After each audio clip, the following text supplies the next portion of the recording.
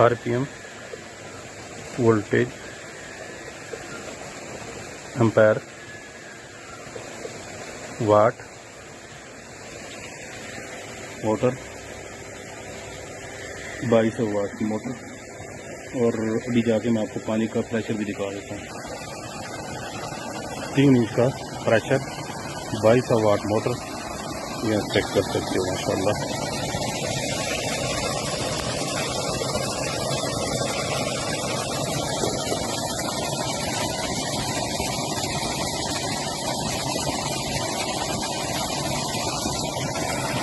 ये प्रेशर है, 2200 वाट की मोटर है।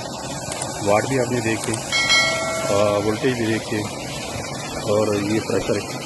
ये अभी क्योंकि पानी का प्रेशर इसका काफ़ी ज़्यादा है, तो जब इसकी गहराई ज़्यादा करोगे तो फिर पानी का प्रेशर थोड़ा सा कम हो जाएगा। ये मसला मैं आपको आगे पानी बताता हूँ। ये देखिए पानी पानी, ये